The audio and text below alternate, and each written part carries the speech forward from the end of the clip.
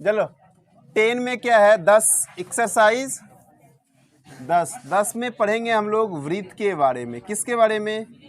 वृत्त के बारे में। वृत्त को इंग्लिश में क्या कहते हैं? क्या कहते हैं? सर्कल। आप सर्कल कहते हैं तो सर्कल का डिफिनेशन क्या होता है, जिसको परिभाषा कहते हैं? वृत्त है ना। क्या कहेंगे हम लोग? वृत्त की परिभाषा बताइए, किसको पता है? वृत्त की परिभाषा किसको पता है? वृत्त की परिभाषा कोई नहीं? क्या बताएंगे हम? वृत्त की ये आकृति से दिख रहा है ना? नहीं दिख रहा है तो कैसा आकृति दिख रहा है? समतल है ना। तो क्या बोलेंगे कि वह समतल है ना, वह गोलीय समतल आकृति। क्या लिखोगे? वह गोलीय समतल आकृति जिसका एक मुख्य बिंदु हो, है ना, मुख्य बिंदु हो और उस मुख्य बिंदु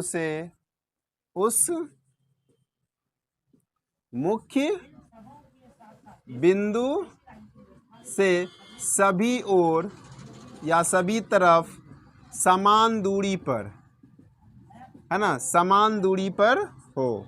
कोई दिक्कत? यानी ये जो मुख्य बिंदु है ना, ये क्या है? एक मुख्य, और इसी मुख्य बिंदु से एक समतल आकृति खींची जाती है। एक समतल आकृति खींची जाती है और जिधर भी जाएंगे, चाहे इधर आइए, चाहे इधर आइए, चाहे इधर जाइए, चाहे इधर जाइए, सभी तरफ दूरी जो होगा वो समान होगा। नहीं, सभी तरफ दूरी क्या होगा? अब सवाल ये उठता है कि जो मुख्य बिंदु है उसे क्या कहते हैं? मुख्य बिंदु को क्या कहते हैं? वृत्त का मुख्य बिंदु जहां से वृत्त खींची जाती है उसे क्या कहते हैं? उसे केंद्र कहते हैं। उसे क्या कहते हैं? केंद्र कहते हैं। उसे क्या कहते हैं? केंद्र कहते हैं, जिसे O से डिनोट किया जाता है। जिसे O से डिनोट को हिंदी में बोले तो सूचित किया जाता है। हाँ, क्या किया जाता है? सूचित किया जाता है या प्रदर्शित किया जाता है। अब यहाँ से, है ना, ये हो गया किसकी परिभाषा बोले हम? केंद्र की। ये किसकी परिभाषा लिखे?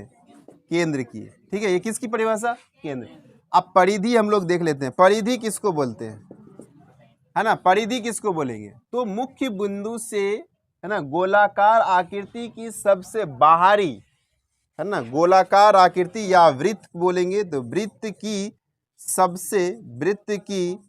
सबसे बाहरी लंबाई को, है ना, बाहरी लंबाई को क्या कहेंगे हम लोग?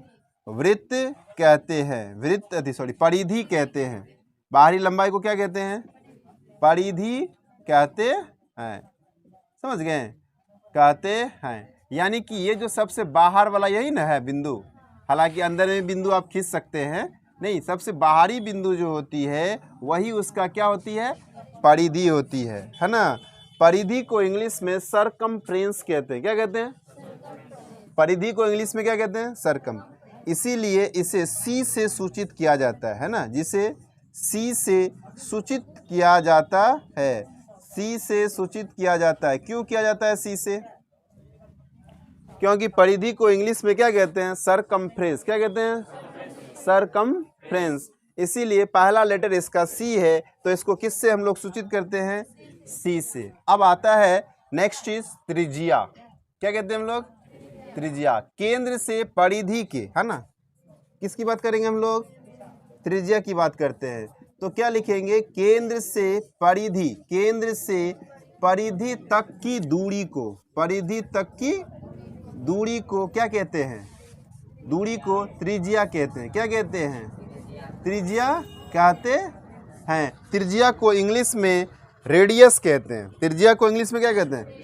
रेडियस कहते हैं। इसीलिए इसे आर से डिनोट यानी सूचित, आर से सूचित किया जाता है। किसे कहते हैं? आर से सूचित किया जाता है। कोई दिक्कत यहाँ तक में? नेक्स्ट आता है ना, नेक्स्ट आता है इसमें एक और चीज होता है जिसको हम लोग जीवा कहते हैं, जिसको हम लोग जीवा कहते हैं, समझे? अब जीवा किसको बोलेंगे? बोल बंदना, क्या होता है जीवा? क्या होता है? तब इसे पढ़ा रहे हैं तो मुड़ी झुका के सुतल रहती है। तुम बोलो सिमरन, किसको कहते हैं जीवा?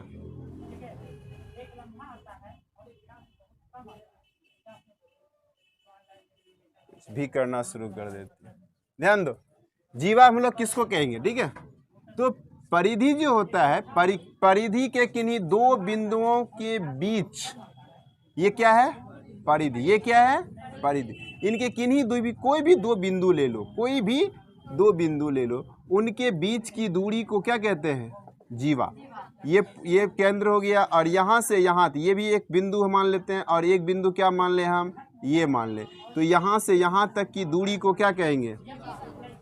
तो क्या हो गया? क्या लिखेंगे? परिधि के किन्हीं दो बिंदु को मिलाने वाली रेखाखंड को क्या कहेंगे? क्या लिखोगे? परिधि के किन्हीं दो बिंदुओं को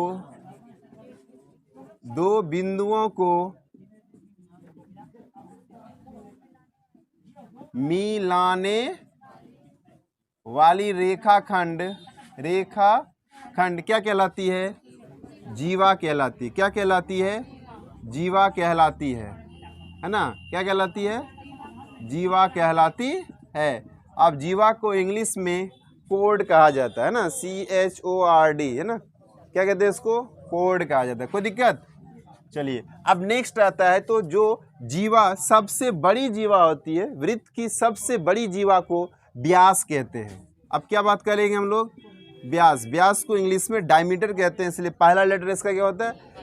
डी होता है। ठीक है, तो क्या लिखेंगे आप? वृत्त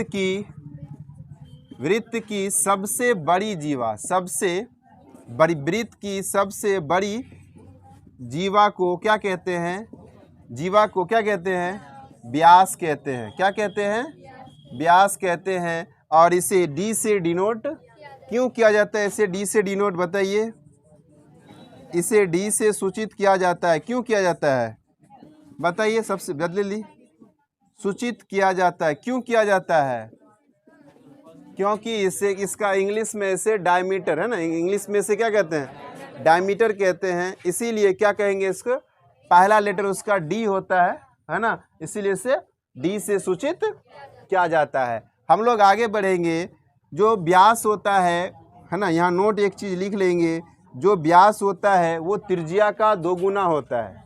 व्यास क्या होता है? व्यास क्या होता है? तो आप लिखेंगे त्रिज्या के दो गुना, है ना, त्रिज्या के दो गुना लंबाई को क्या कहते हैं? लंबाई को क्या कहते हैं? व्यास कहते हैं। क्या कहते हैं? व्यास कहते हैं।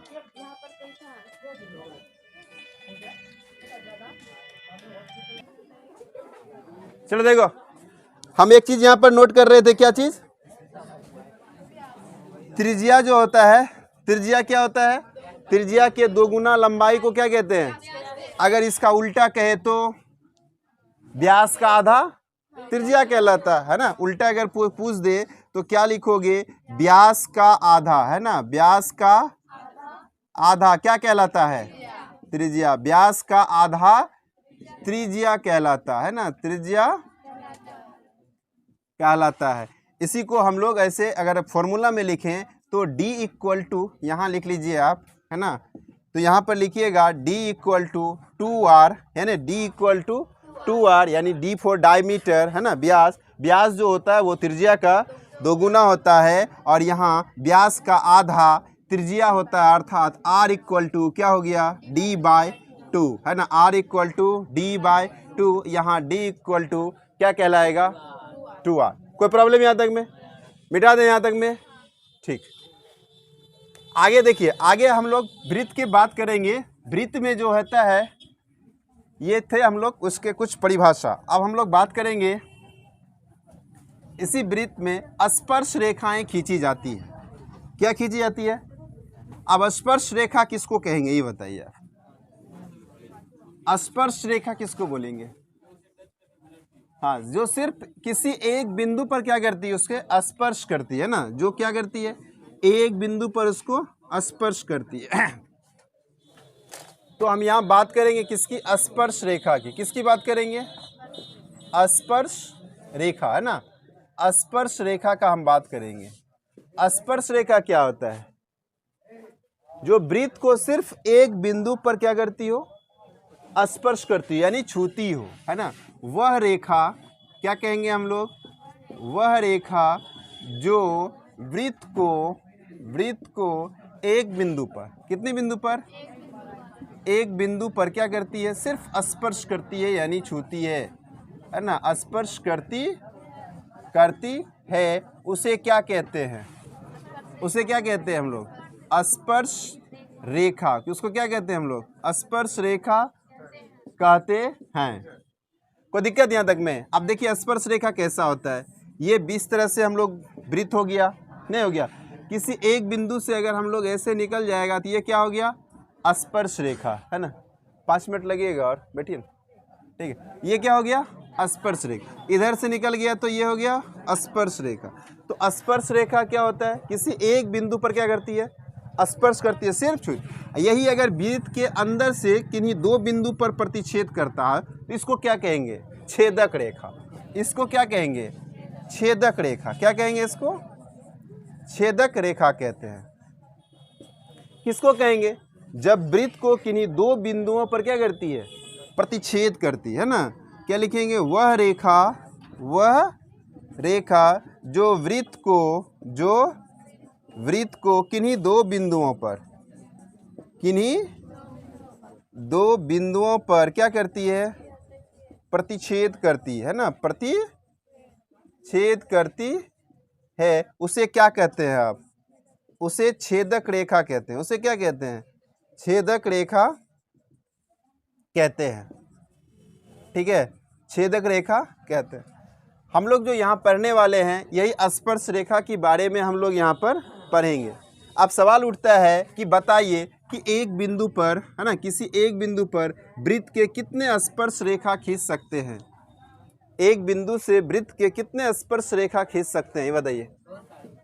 अनेक, है ना, अनंत, अनेक खींच सकते हैं ना। एक बिंदु पर क्या लिखोगे? एक बिंदु पर वृत्त पर हम लोग क्या करेंगे? अनेक, है ना, अनेक स्पर्श रेखाएं खींची जा सकती है। अनेक स्पर्श रेखाएं खींची जा सकती है। स्पर्श रेखा कहेगा तो आप एक ही क्या कर सकते हैं? खींच सकते। एक बिंदु पर अनेक स्पर्श रेखा खींच सकते हैं। यहीं पर अगर दो वृत्त का बात करेंगे, कहेगा दो वृत्त में कितने स्पर्श रेखाएं खींच सकते हैं, तो कितना खींच सकते हैं आप बताइए? अब दो वृत्त, ये एक वृत्त है, इस पर आप कई सारे एक बिंदु से एक ठो इधर से गुजर गया, एक ठो इधर से गुजर गया, एक ठो इधर से गुजर गया, नहीं गुजर गया, एक इधर से गुजर गया, तो कई सारे ये स्पर्श रेखा हो गया ना। कई सारे क्या हो गया? स्पर्श रेखा। तो अब बात करेंगे हम लोग, अंदर घुस गया वो स्पर्श रेखा नहीं कहलाएगा, इतना याद रखना, ठीक है। वो बाहर निकल जाएगा, जो भी निकलेगा कहाँ से निकलेगा? वो बाहर निकल जाएगा। अंदर घुस गया तो वो दो बिंदु पर काटेगा ना, तो वो क्या कहला जाएगा? छेदक रेखा। क्या कहला जाएगा? छेद। तो बाहर में भी हम लोग कई सारे अनेक स्पर्श रेखाएं खींच सकते हैं। वहीं पर अगर दो वृत्त दे देगा, आपको बोला एक वृत्त यहाँ है और बोला एक वृत्त यहाँ है, ये दो वृत्त पर कितनी स्पर्श रेखाएं खींच सकते हैं? एक हो सकता है दोनों पे ऐसे जाए, नहीं। दूसरा हो सकता है कि दोनों पर ऐसे जाए, नहीं। तीसरा ये भी हो सकता है, नहीं हो सकता है। और चौथा, तो कितनी स्पर्श रेखाएं हो सकती है? अगर समांतर कहेगा दो और प्रतिच्छेदी कहेगा फिर भी दो ही होगा, है ना। तो अब दो वृत्त, एक वृत्त पर कहेगा, कितना पर कहेगा? एक वृत्त पर कहेगा तो आप अनेक खींच सकते हैं। जहां दो आएगा वहां पर दो रेखा खींच सकते हैं, है ना। क्या लिखोगे? दो वृत्तों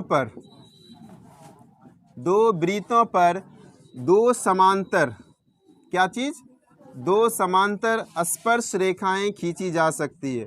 दो समांतर स्पर्श रेखाएं खींची जा सकती है। स्पर्श रेखाएं खींची जा सकती है। क्या कोई दिक्कत?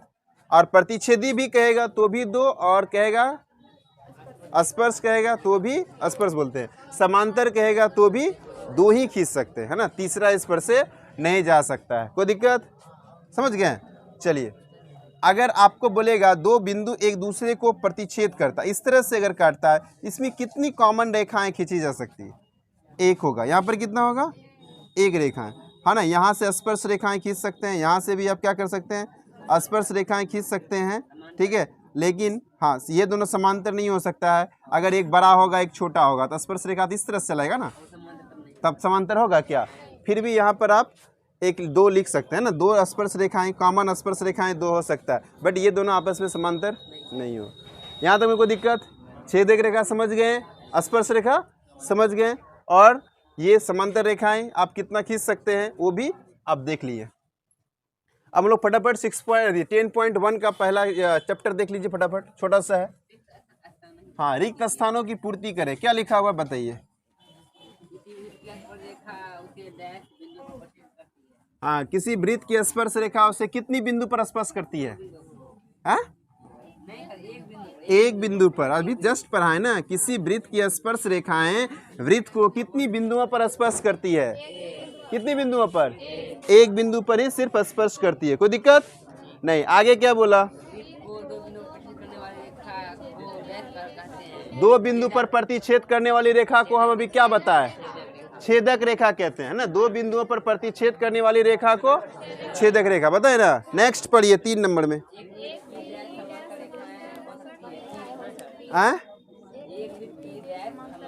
दो समांतर रेखाएं हो सकती है ना। कितनी समांतर रेखाएं? एक वृत्त पर भी दो ही समांतर रेखाएं खींची जा सकती है। वो कैसे अभी हम बता रहे हैं। आप एक वृत्त खींचिए, है ना। क्या कीजिए? क्या? एक वृत्त खींच लीजिए। एक वृत्त में आप दो ही समांतर स्पर्श रेखाएं खींच सकते हैं ना। दो ही समांतर स्पर्श रेखाएं, जैसे देखो आप, ये वृत्त है नहीं है, अगर समांतर होगा तो एक इधर आएगा एक नहीं जाएगा, तो कितनी समांतर स्पर्श रेखाएं हो गई? दो ही हो सकता है। आगे बढ़िए।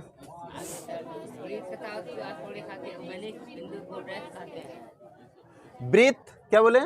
वृत्त तथा स्पर्श रेखा के उभयनिष्ठ बिंदु, इस बिंदु को क्या कहते हैं? स्पर्श बिंदु कहते हैं। क्या कहते हैं इसको?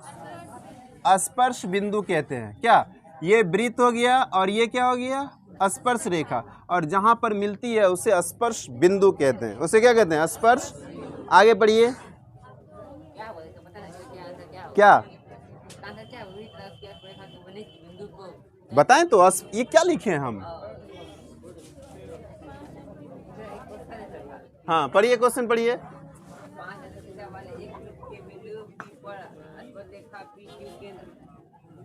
पढ़िए फटाफट, पढ़ते जाइए।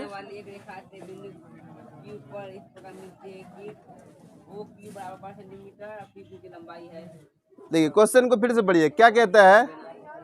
कहता है क्वेश्चन क्या है कि देखिए 5 सेंटीमीटर त्रिज्या वाले एक वृत्त है, तो आप भी क्या कीजिएगा? एक वृत्त खींचे जिसकी त्रिज्या कितना दिया हुआ है?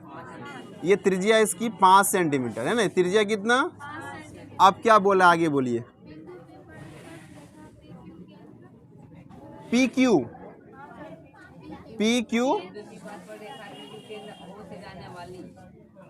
केंद्र ओ से जाने वाली रेखा क्यू पर इस प्रकार मिलती है। ओ क्यू बराबर कितना? ओ क्यू बराबर, आपको बताना है पी क्यू की लंबाई कितनी। आप ध्यान से देखिए तो क्या दिख रहा है आपको? क्या ये समकोण त्रिभुज नहीं दिख रहा है? ओ पी क्यू क्या हो गया? ओ पी क्यू एक समकोण त्रिभुज हुआ। क्वेश्चन नंबर कितना है? 3 है। एक समकोण त्रिभुज है जिसमें ओपी क्या हो गया आपको? ये 90 है, तो ये क्या कर्ण कहलाएगा? नहीं, तो ये मेरा पी हो गया, ये मेरा बी हो गया। तो ओपी आपका क्या कहलाएगा? पी। ओपी क्या कहलाएगा? P बराबर कितना, और OQ कितना कहलाएगा, OQ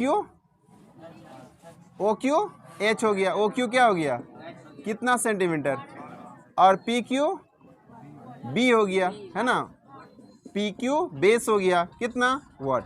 तो आप समकोण त्रिभुज पढ़े हैं ना, समकोण त्रिभुज में कौन सा थ्योरम लगता है, पाइथागोरस प्रमेय, पाइथागोरस प्रमेय। तो फॉर्मूला क्या लिखा है, H square equal to P square plus H कितना है 12, पी कितना है और बी कितना है नहीं पता है, तो 12 का स्क्वायर कितना, ये प्लस 5 इधर आया तो माइनस, तो 5 का स्क्वायर कितना बराबर क्या, आप इसको क्या कर सकते हो, कितना होगा 119 बराबर क्या, और स्क्वायर इधर आता है तो क्या बनता है रूट 119 बराबर क्या, इसलिए b बराबर रूट अंडर कितना हो गया, कोई दिक्कत, कोई दिक्कत, समझ में आया। चलिए अगला क्वेश्चन देखते हैं हम लोग। क्वेश्चन नंबर कितना है, 4 में क्या कह रहा है,